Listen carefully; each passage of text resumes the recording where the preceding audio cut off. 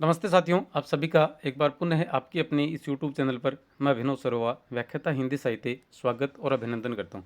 साथियों, आज हम साला दर्पण के स्टाफ लॉगिन के माध्यम से स्थायीकरण के फॉर्म को किस प्रकार से अप्लाई करना उसकी विधिवत जानकारी प्राप्त करेंगे। सबसे पहले हम क्या क्या करते हैं, गूगल क्रोम में अपना साला दर्पण का स्टाफ लॉगिन कर लेते हैं। चूंकि मेरा स्टाफ लॉगिन यहाँ पहले से है, तो आपको यहाँ अब हम क्या करेंगे, ये जो 3 पॉइंट्स आपको लेफ्ट साइड में दिखाई दे रहे हैं, इन पर क्लिक करना है। इन पर क्लिक करने के बाद में ये स्थिति ओपन होगी और यहाँ पर आप ये जो फॉर्म्स का नाम देख रहे हैं, इस फॉर्म्स पर क्लिक करना है। फॉर्म्स पर क्लिक करने के उपरांत एक और नाम आएगा, एप्लीकेशन फॉर डिपार्टमेंटल सर्विस।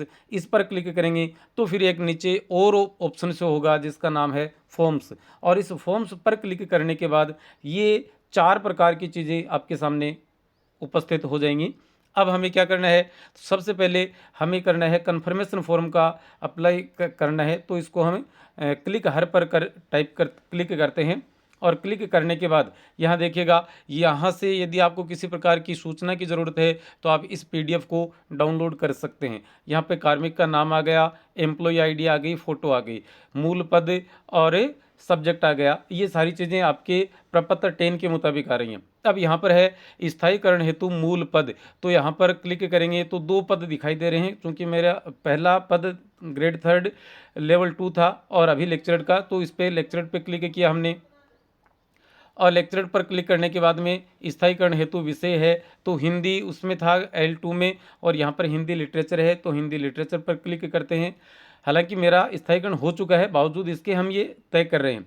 नियोक्ता अधिकारी का चयन करें, तो नियोक्ता अधिकारी कौन थे, यहाँ पर हमारे निदेशक महोदय थे, जिसके जो भी लागू होते हैं। यदि ग्रेड 3 हैं तो उनके विकास अधिकारी हैं, और ग्रेड 2 के संयुक्त निदेशक माध्यमिक शिक्षा हो जाएंगे। और आगे चलते हैं, अभी आगे चलने पर जैसे हमने माध्य निदेशक महोदय का सिलेक्शन कर लिया यहाँ पर, अब हम जिले का चयन करेंगे तो जिला बीकानेर, और मेरिट क्रमांक जो सीधी भर्ती वाले हैं उनके लिए लागू होता है तो वे हो गया।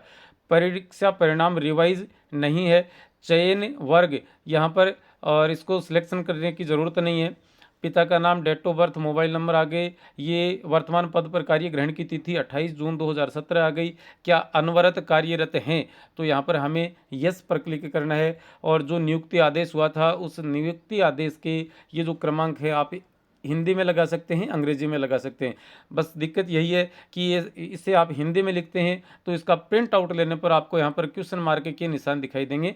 हालांकि वो सामने वाले को दिखाई दे रहे हैं लेकिन प्रिंट में नहीं आ रहे। ये तिथि हो गई कि किस तारीख को वह आदेश जारी हुआ था, आदेश जारी होने की तिथि।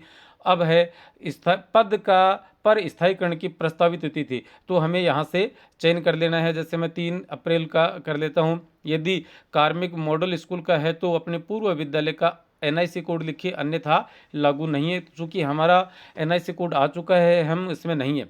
अब देखिएगा 14 नंबर का पॉइंट जो है वह विशेष महत्वपूर्ण है। संबंधित कक्षा का 2 वर्षों का परीक्षा परिणाम प्रोबेशनर अवधि के दौरान का लिखना है। 5 और 8 के लिए ABC, और यदि कक्षा 10, 11, 12 में हैं आप तो 11, 12 या 10, 11, 12 में है तो उस प्रकार से लें उसे।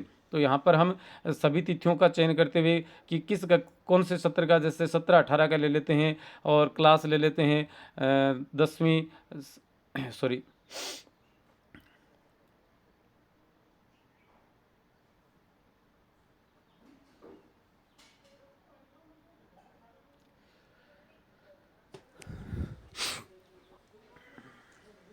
यहाँ क्लास हम 12 लेंगे, 12 ले ली, और सब्जेक्ट का चयन करेंगे। उसके बाद सब्जेक्ट का चयन कर लिया हमने, हिंदी साहित्य। हिंदी साहित्य कहाँ है, ये हिंदी लिटरेचर आ गया, हिंदी कंपलसरी हिंदी लिटरेचर आ गया। अब छात्र संख्या हम अनुमानित भर देते हैं, जैसे 50। परीक्षा परिणाम हमने 100 कर दिया। आप इसको सेव कर सकते हैं। ये लो, सफलतापूर्वक सेव कर दिया गया है। अब यहाँ आप देखेंगे कि दूसरी कक्षा भी ओपन हो गई है। यहाँ फिर 17, 18 लेंगे, फिर 18, 19 लेंगे, फिर 18, 19 का दूसरी क्लास लेंगे। तो इस प्रकार से यहाँ पर 4 से अधिक कॉलम बन सकते हैं, कम से कम 4, क्योंकि 2 क्लास आपके हैं बोर्ड की। उसके बाद में ये संस्था प्रधान के मोबाइल नंबर आ गए। उसके बाद में आप जिन जिन विद्यालयों में प्रोबेशन की अवधि में कार्यरत रहे थे, या अब तक पहली पोस्टिंग के बाद जिन जिन विद्यालयों में कार्यरत रहे थे, उनके नाम आएंगे, सब्जेक्ट आएगा, सॉरी टीचर का आपका पदनाम आएगा, उसके बाद में कब से कब तक थे और किस प्रकार से आप वहाँ गए थे। डायरेक्ट रिक्रूटमेंट है, नॉन आरपीएससी है, आरपीएससी है, फ्रॉम ट्रांसफ़र है, सारी चीज़ें वहाँ आ गई। अब यहाँ पर आता है 17 में अवकाश का उपभोग। तो यहाँ पर प्रसूति अवकाश महिलाओं के लिए लागू है और बाकी हम इस पर क्लिक करेंगे तो ये ड्रॉप डाउन लिस्ट खुलेगी, इसमें से हम आकस्मिक अवकाश ले लेते हैं। आधे दिन का यदि है तो यहाँ फिर हम नीचे आएंगे और हम पहले वर्ष का चयन कर लेते हैं। यदि आधे दिन का है तो उस पर क्लिक करें, नहीं है तो जैसे एक दिन का अवकाश है तो एक दिन का अवकाश यहाँ से लिखेंगे हम 3 अप्रैल से फिर हम लिखेंगे दोबारा 3 अप्रैल, और ये एक दिन का अवकाश हो गया यहाँ पर। अब यहाँ पर इसकी काउंटिंग हो जाएगी, पहले वर्ष में ये यहाँ देखिएगा 1, और इसको सेव कर देना है। सेव करते ही ये ऊपर वाली ग्रिड जो है वह खाली हो जाएगी और नीचे आपने जो डाटा सेव किए हैं वो आ गए।